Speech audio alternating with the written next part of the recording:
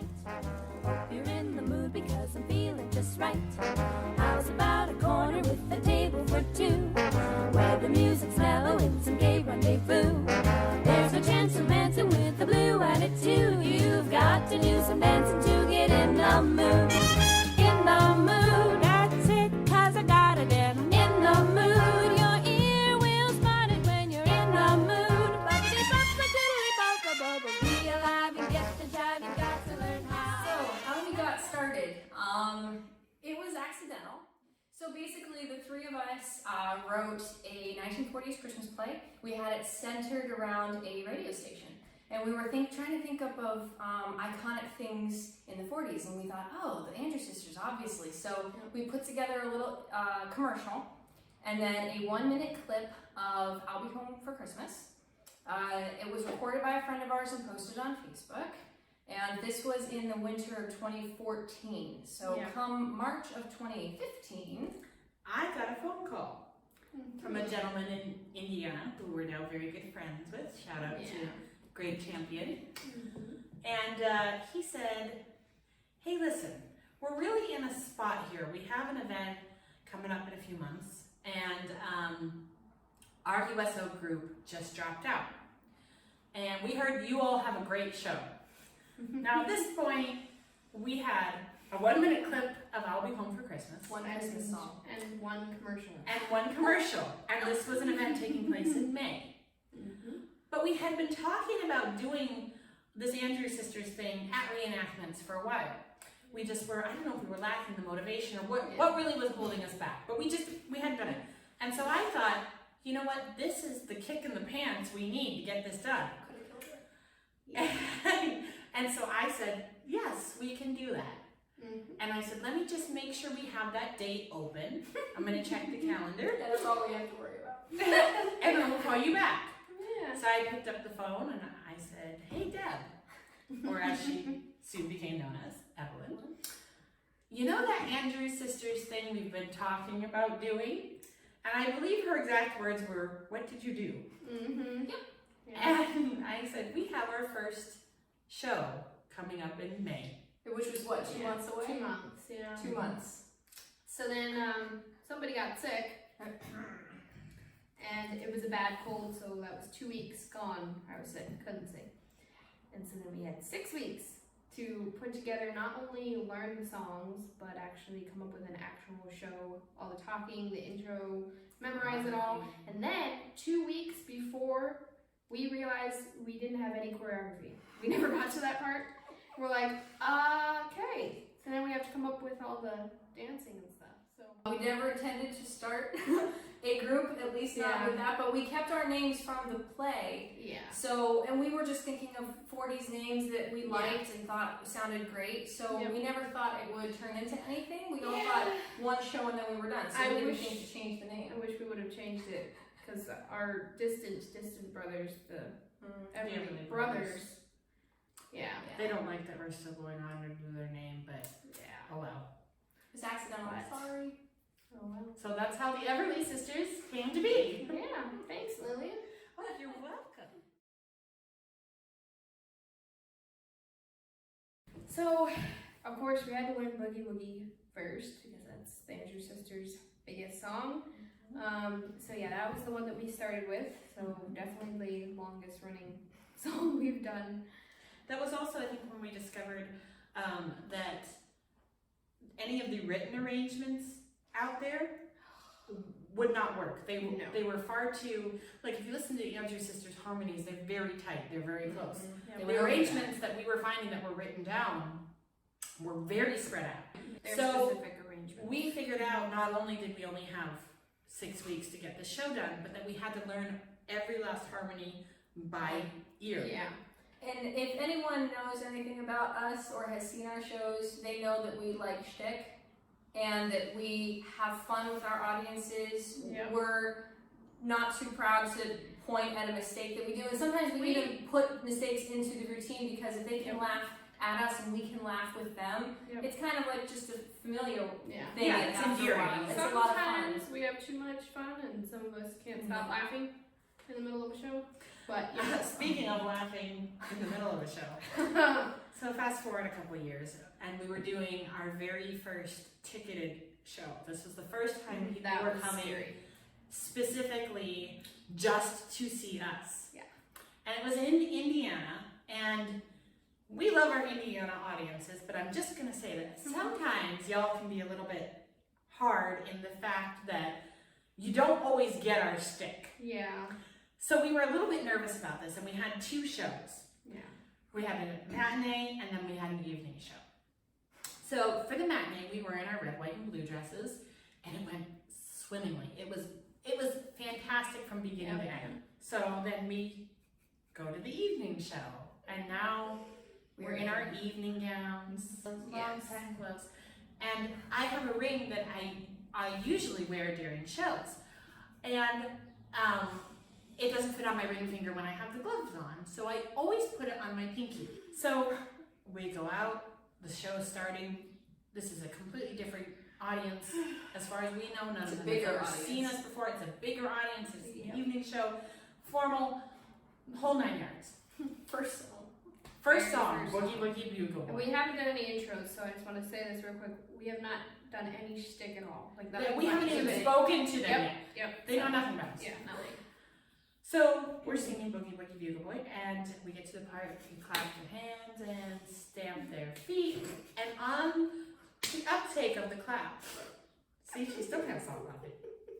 My ring flies up in the air, and you hear this like ting, and Marjorie starts. She held it together for the rest of the song. Oh, She laughing. really But- tried. She but really tried. I didn't actually stop singing. No, she didn't. But She was just choking. there was a lot of in the middle of words, so it was obvious that I was laughing. But then we find out after the show, the people were rolling in their seats. Yep. I don't know why we couldn't hear them. Maybe we were just like, I don't know, it was hysterical We couldn't deafness. hear over our own laughter. I don't know. But anyway, we get back Yeah. to, so the people that had organized the show, they had this beautiful home and they had an Airbnb in the top and they put us up there.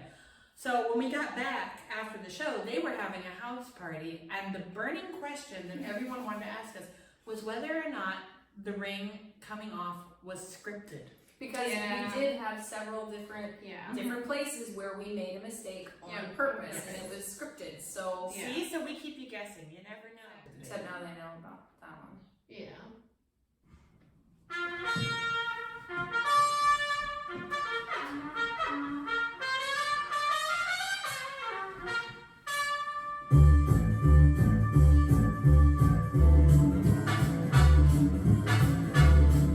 He was a famous shopping man from out Chicago way.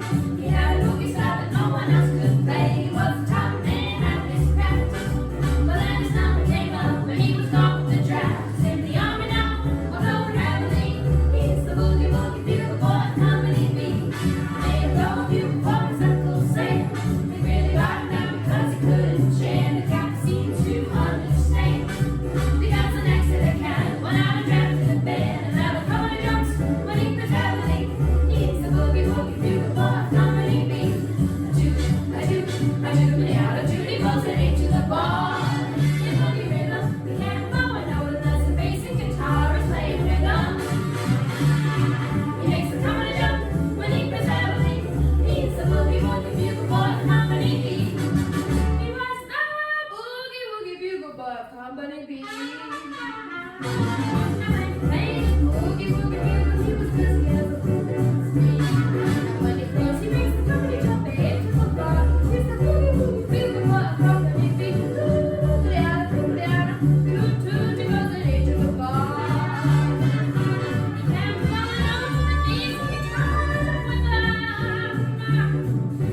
jump when he plays heavily. He's the boogie woogie bugle boy, company B.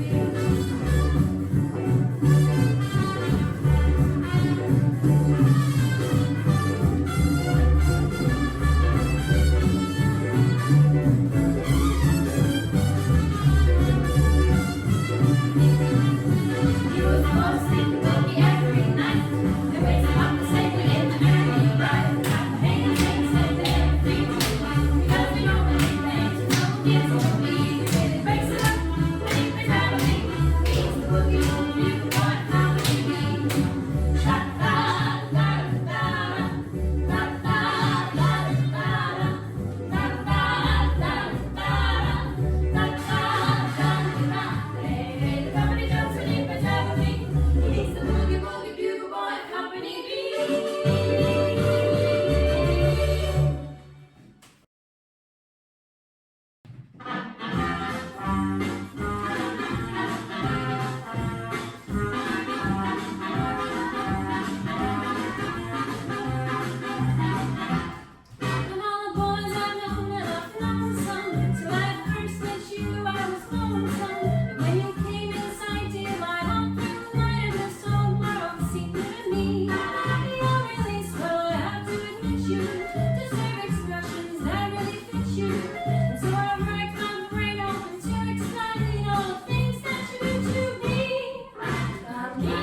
Mr. Shane, please let me explain. Mommy, Mr. Shane means your friend. Mommy, Mr. Shane, again I'll explain. It means you're the fairest in the land. I could say Bella, Bella, even say wunderbar, each language only helps me tell you how grand you are. I've tried to explain. I'm here, Mr. Shane, so kiss me and say you understand. I'm here, Mr. Shane, you've heard it all before, but let me try to explain. I'm here, Mr. Shane, means that you're great. I'm here, Mr. Shane, it's such an old phrase, and yet I should explain. It means I am begging for your hand. I could say Bella, Bella, even say wunderbar, this language only helps me tell you how grand you are. Dee-dee, dee-dee, dee-dee, dee-dee, dee-dee.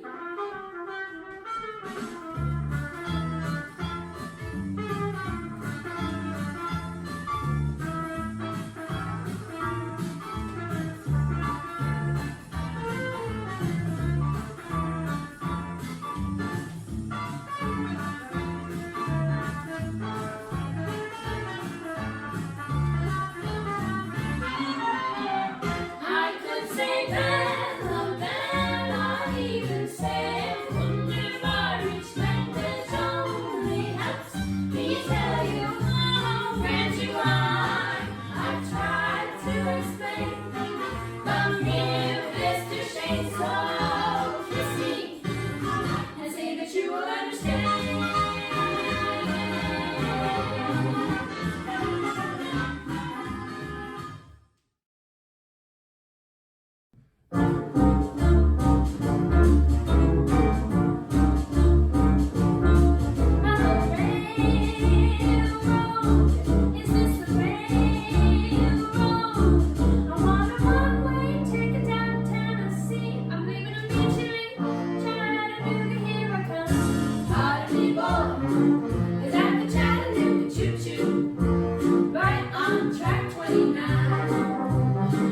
Or you can give me a shine.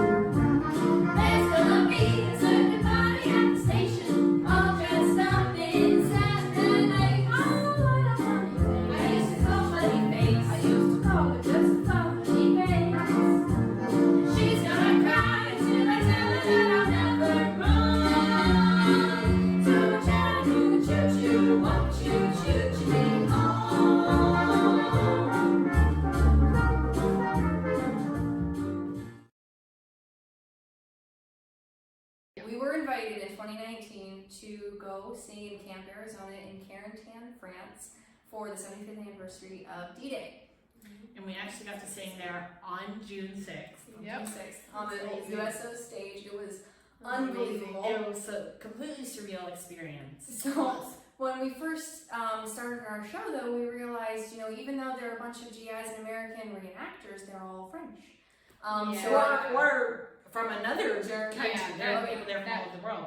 There were very few Americans there, Yeah. actually. So Yes. we realized that there was a language barrier. So we weren't expecting. We know they knew the songs, but Yeah, But they were a wonderful audience. They they were. danced they were amazing. to almost every song. Really cool. They clapped along. They had smiles on their faces the whole time. So the interesting thing though was that when it got to the part of the show where we do "Don't Fence Me In," as soon as the music came on, you could hear like a little like they all knew what it was we were about to sing. Yeah. And as soon as we started singing, they all sang. Yep. They Every all one. knew every word to "Don't Fence Me We've In." been performing that song. That was one of the first ones that we learned, actually. And Yeah. everywhere we go, that song, everyone knows. Everyone sings. Everyone knows the lyrics, and they really get into that one. So They really kudos to Cole Porter for writing an awesome song. Yeah.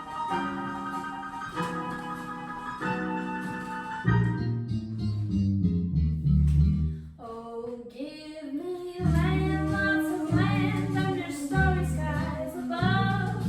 Don't fence me in. Let me ride through the wide open country that I love. Don't fence me in. Let me be by myself in the evening breeze and listen to the murmur of the cottonwood trees. Send me off forever, I ask you please. Don't fence me in, just turn me loose. Let me straddle my old saddle underneath the western sky. On my cayuse, let me wander over yonder till I see the mountains rise. I wanna ride to the ridge where the west commences and gaze at the moon till I lose my senses, and I can't look at hovels and I can't stand fences. Don't fence me in.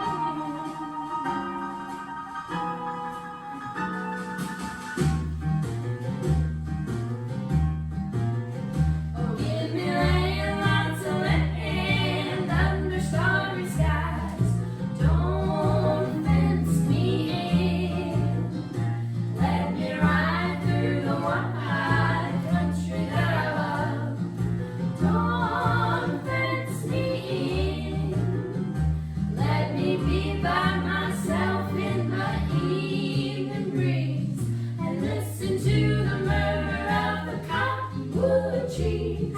Send me off forever, but I ask you please, don't fence me in. Just turn me loose, let me straddle my saddle underneath the western skies. On my cayuse, let me wander over yonder till I see the mountains rise. Ba-ba-ba-ba-boo. I want to ride to the ridge where the west commences and gaze at the moon till I lose my senses, and I can't look at hovels and I can't stand fences. Don't fence me in, no, Papa, don't you fence me in.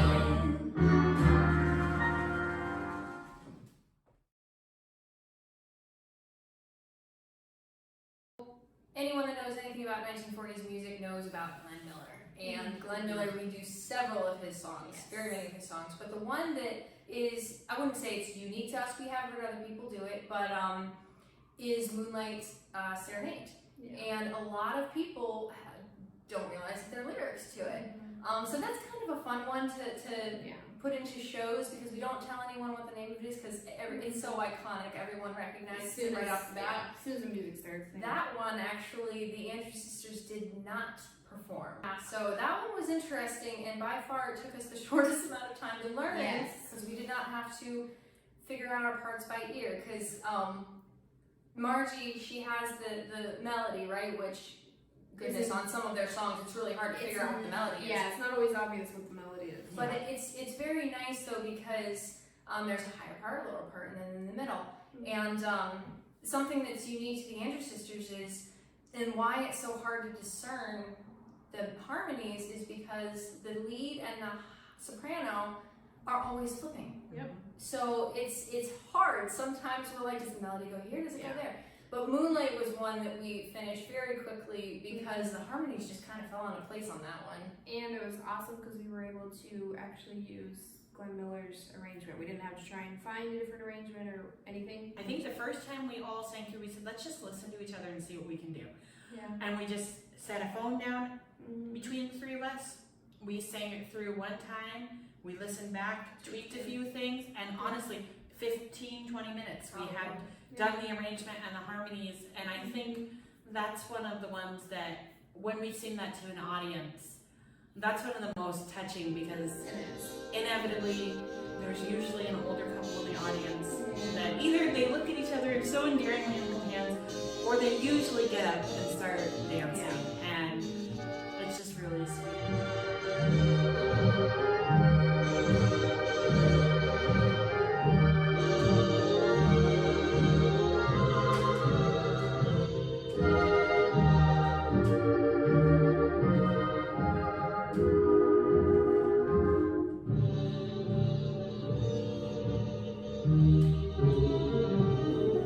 I stand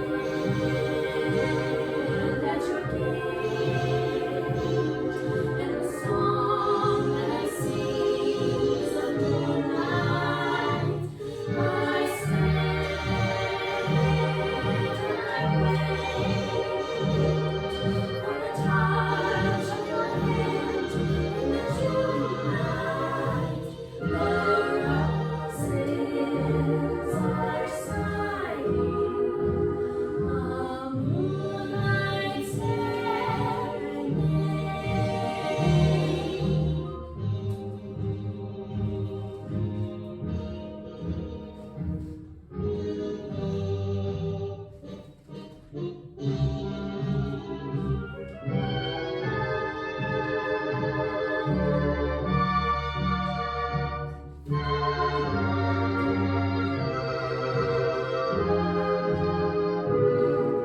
The stars are aglow as tonight heaven rises we dreaming. My love, do you know that your eyes are stars revealing? I bring you and sing you a moonlight serenade. Let us stray till break of day in love's valley of dreams. Just you and I, a summer sky, a heavenly breeze, kiss in the trees. So don't let me wait, please don't let me wait. Come to me and come to June night.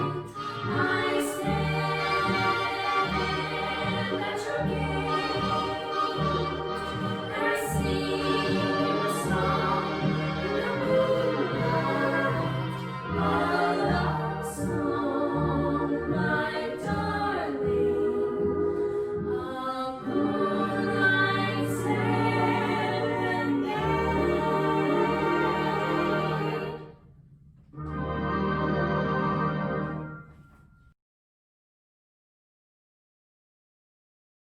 Don't Sit Under the Apple Tree, we usually close a show with. It's just such a strong closer, and if we don't do it in the show, people get very upset. Same as Boogie Yes. Woogie. We have to do those in the show. Mhm. So I usually say, this is our last show or our last song for this show. Thanks for being such a great audience, and I'm not going to tell you the title because you're going to know what it is. Yeah. And the funny part is, you can see the confusion on people's faces when it starts because the intro isn't, don't sit under the apple tree. It's, I wrote my mother or my father, and they're like looking at each other like, I should What know is this this? one. What is it? song? And then the second the music picks up, before we chorus even hits. sing, as soon as the chorus hits, they're like, oh! You see it dawn on everybody like, oh, it's Don't Sit Under the Apple Tree. And then by far, the most memorable moment we've had with this song was we were doing a show in Illinois, and we had just finished our last show. We're packing everything up, and this veteran, World War II veteran, he comes over, and he had been stopped by someone else, so he was in the distance, but he wasn't able to come over and listen. So he comes up just as we're putting everything away, and everyone's leaving, and he was so sad. He said, "Oh, did I miss the show?" And I'm like, well, yeah, but he said, "Oh, I really wanted to hear Don't Sit Under the Apple Tree," and specifically, that's the one song that anytime we ask a vet, that's the one they want to hear. Yep. And so obviously we had to fix that problem. So we pulled our equipment back out, we set it, we didn't even use the mic, we gave him a chair, set him right in front of us, and we just did a command performance right to him. And he was so touched by that, and we got to see a picture of his wife, and he was just the sweetest thing, and it really kind of hit you between the eyes why we do what we do, and because music is a very powerful thing, and it touches people so much. And it's just such a blessing to be able to share that. And really, it's an honor anytime we're able to sing a song that's specifically requested by a veteran. It's such a huge honor. Just to refer back very quickly to Normandy, the organizers of the Camp Arizona event surprised us by having veteran Tom Rice come to our show. And he wasn't able to stay long, and he had a lot of obligations, but he stopped for a few minutes. And we asked him, what song can we sing for you? And he said, Don't Sit Under the Apple Tree. And so, every time, that's the one that they want to hear. And so it's such an honor anytime we get to fulfill that request for them. So, enjoy this next song.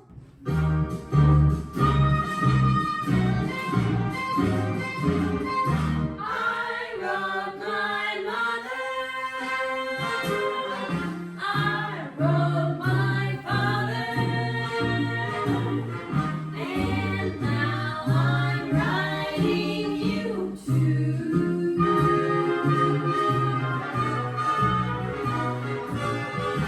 I'm short of mother,